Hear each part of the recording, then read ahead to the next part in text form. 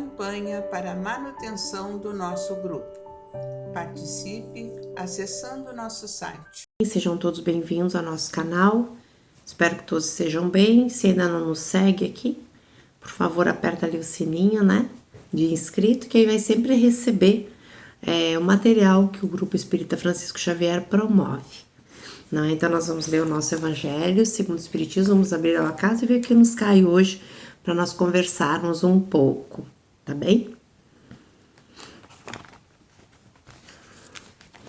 Então, nos caiu o capítulo 17, Instrução dos Espíritos, o dever.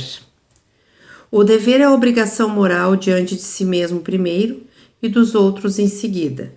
O dever é a lei da vida.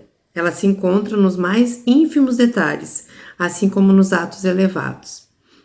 Não quero falar aqui senão do dever moral e não daquele que as profissões impõem. Na ordem dos sentimentos, o dever é muito difícil de ser cumprido, porque se acha em antagonismo com as seduções do interesse e do coração.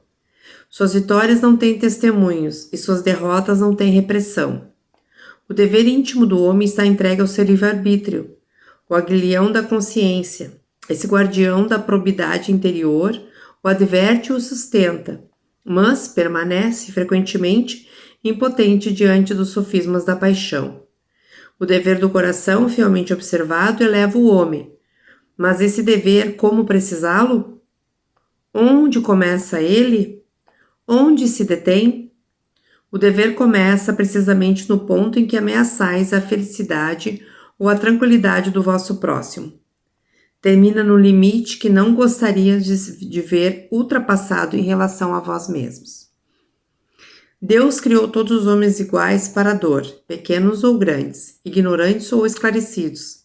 Sofrem pelas mesmas causas, a fim de que cada um julgue judiciosamente o mal que pode fazer. O mesmo critério não existe para o bem, infinitamente mais variado em suas expressões. A igualdade diante da dor é uma sublime previdência de Deus que quer que seus filhos, instruídos pela experiência comum, não cometam o mal argumentando com a ignorância dos seus efeitos. O dever é o resumo prático de todas as especulações morais. É uma bravura da alma que afronta as angústias da luta. É austero e flexível, pronto a dobrar-se às diversas complicações. Permanece inflexível diante de suas tentações. O homem que cumpre o seu dever ama a Deus mais que as criaturas, e as criaturas mais do que a si mesmo. Ele é ao mesmo tempo juiz e escravo em sua própria causa. Aqui é aquele negócio, que a gente já sabe, que a gente fala, repete e é difícil. Amar a Deus sobre todas as coisas e ao próximo como a si mesmo, O dever, já está quase finalizando. O dever é o mais belo laurel da razão. Depende dela como o filho depende de sua mãe. O homem deve amar o dever não porque o preserve dos males da vida, aos quais a humanidade não pode se subtrair, mas porque dá à alma o vigor necessário ao seu desenvolvimento. O dever cresce e irradia sob mais elevada forma em cada uma das etapas superiores da humanidade. A obrigação moral não cessa jamais da criatura para com Deus. Ela deve refletir as virtudes do Eterno, que não aceita um esboço imperfeito, porque quer que a beleza da sua obra resplandeça diante dele. Lázaro, Paris, 1863. Nossa, tanta coisa linda aqui para se pensar, para se refletir, para se analisar, Então, tirado aquele dever, da obrigação profissional de cada um, da obrigação nas várias cadeias e atividades que se preenche, enquanto sociedade, enquanto homem societário, mas aqui falando do dever perante a nossa estada aqui nessa terra, É um dever, vamos dizer assim, que talvez até tenha dito aqui, mas eu não lembro, é um dever espiritual que nós temos com a encarnação que se apresenta. Porque nada do que ocorre aqui para nós é em vão, né? E mesmo assim, diz muito claro aqui, nós temos a obrigação, aqui finaliza, tá?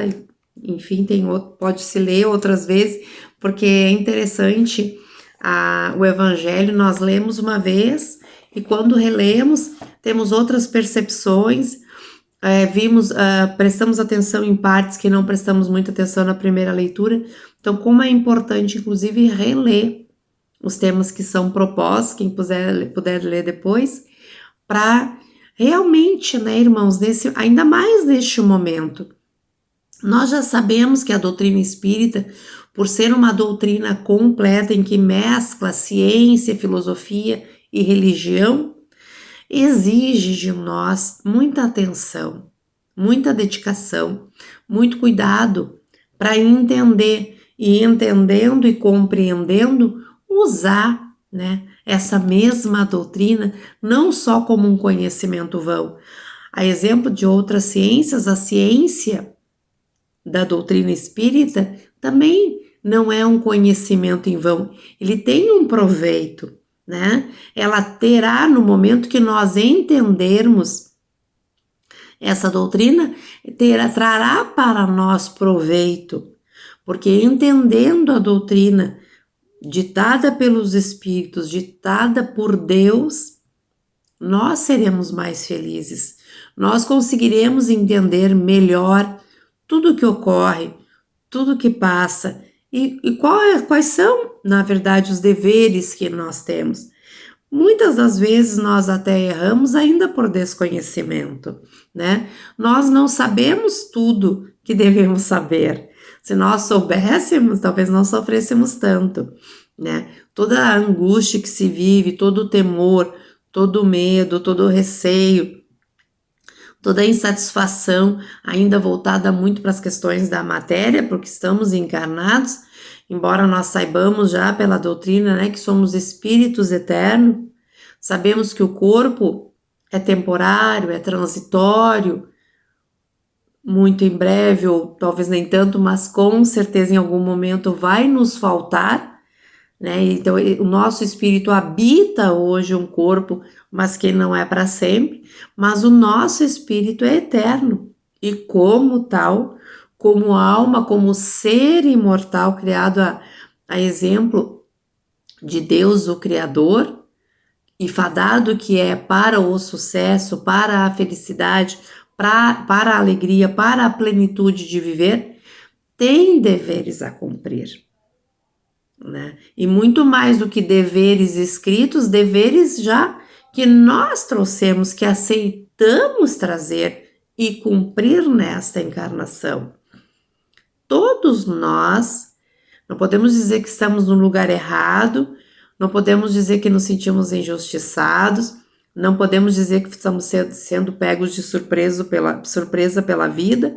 A gente tem até comentado, né, isso, em função da pandemia. Ninguém esperava pela pandemia.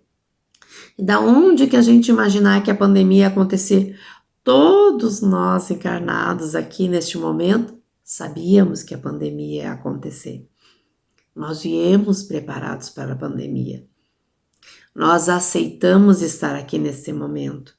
E que graça, né, irmãos, estar aqui neste momento, onde o desafio é muito grande, mas as conquistas que advirão deste desafio serão muito maiores. Então, por isso que se fala que o conhecimento salva, o conhecimento cura, o conhecimento nos engrandece, porque quando nós tivermos o domínio deste conhecimento, nós não sofreremos tanto. Hoje no grupo de estudo ainda nós lemos uma parte que eu deixei separado aqui e pensei, se eu achar que encaixa no conteúdo que cair para mim falar, eu vou comentar e vou ler. E cai perfeitamente, eu vou ler agora aqui, rapidinho. Falando sobre a loucura, né, e sobre a insatisfação geral de nós encarnados. Entre as causas mais comuns da superexcitação cerebral, ou seja, do desequilíbrio mental, estão as decepções, as infelicidades, as afeições contrariadas, que são, ao mesmo tempo, as causas mais frequentes de suicídio. Assim é que o verdadeiro espírita vê as coisas deste mundo de um ponto de vista mais elevado.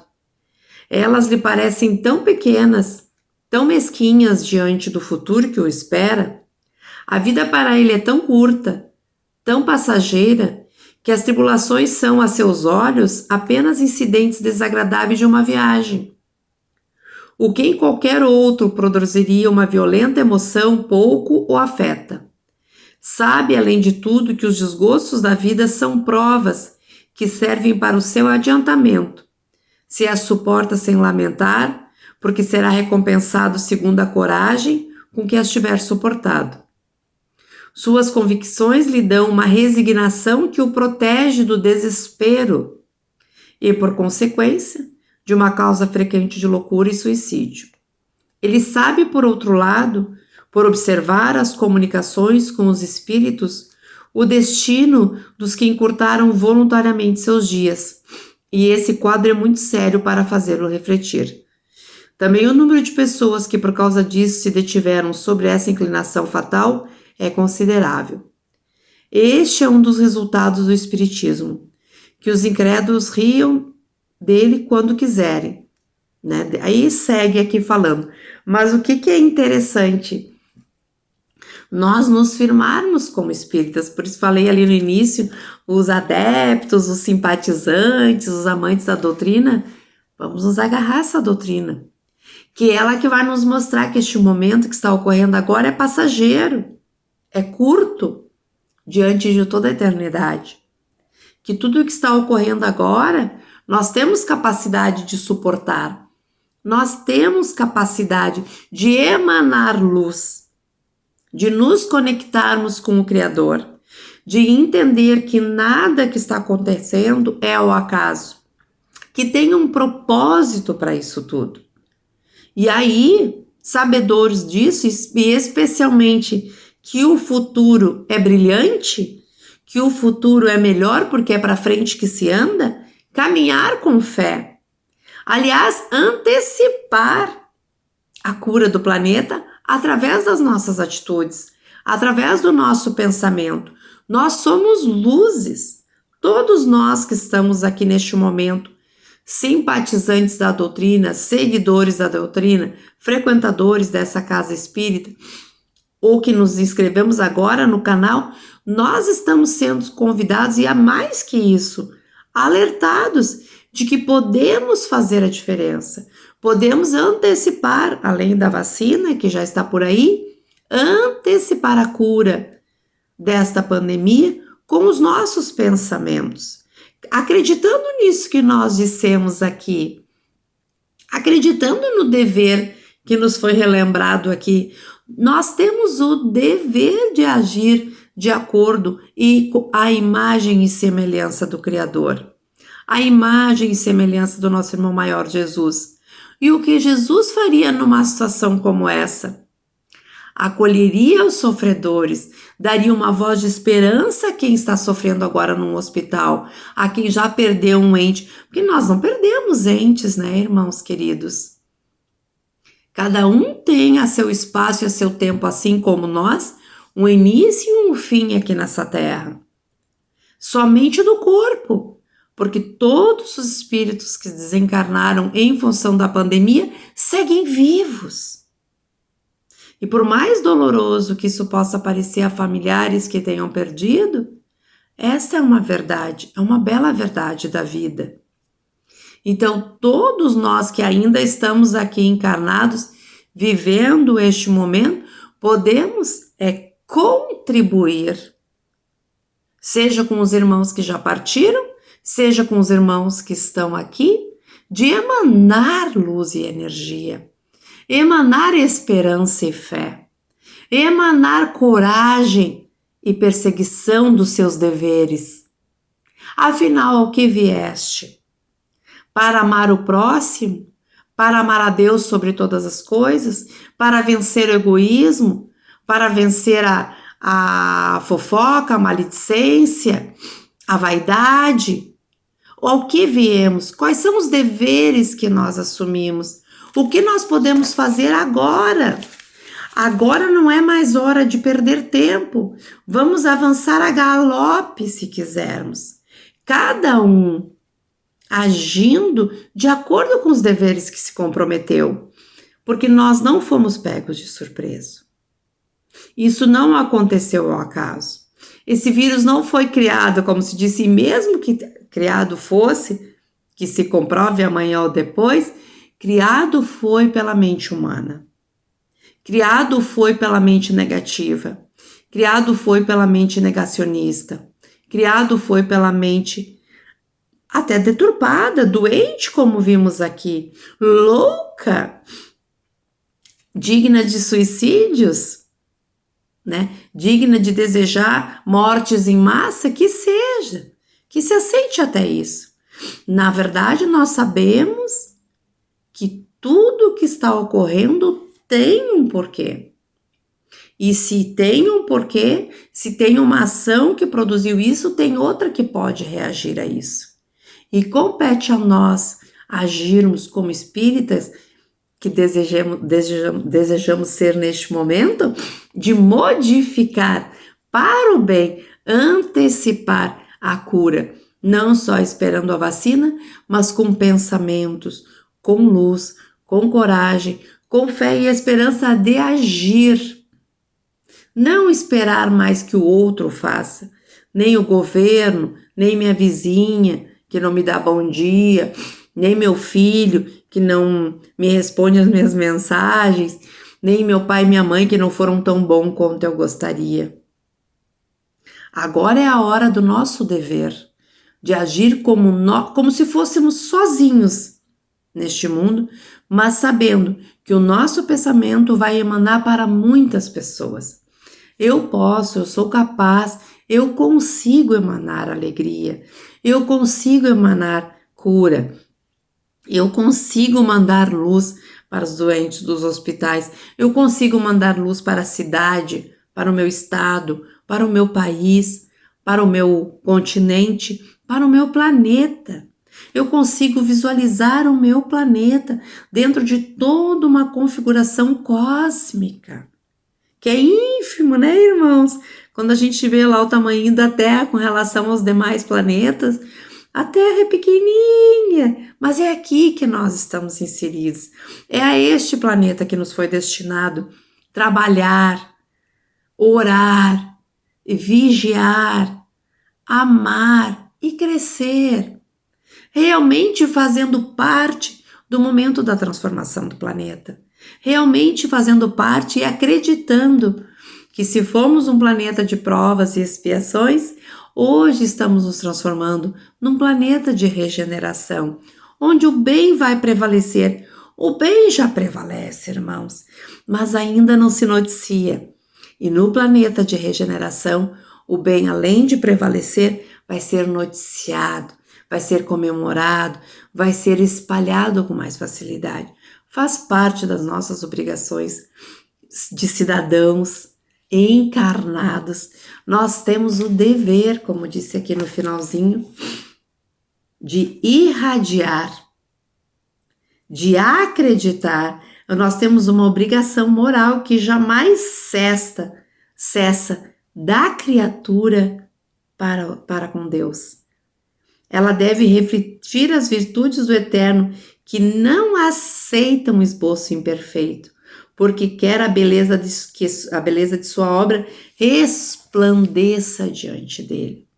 Este é um planeta, e nós somos seres nesse momento que vamos resplandecer, espelhar as virtudes, a potência, a bondade, o amor do Criador. E todos um dia sentirão isso, encarnados e desencarnados. Mas nós aqui como encarnados, vivendo nesta pandemia, temos o dever de fazer a nossa parte, de fazer cumprir aquilo que nós nos comprometemos. Se nós não lembramos, que sabemos que não, né? Pelo véu do esquecimento, hoje nós somos chamados a nos questionarmos todos os dias ao deitarmos na nossa cama. Afinal, o que eu vim fazer por aqui? Não é isso, irmãos? Fiquem com Deus e até o próximo vídeo. campanha para a manutenção do nosso grupo. Participe acessando nosso site.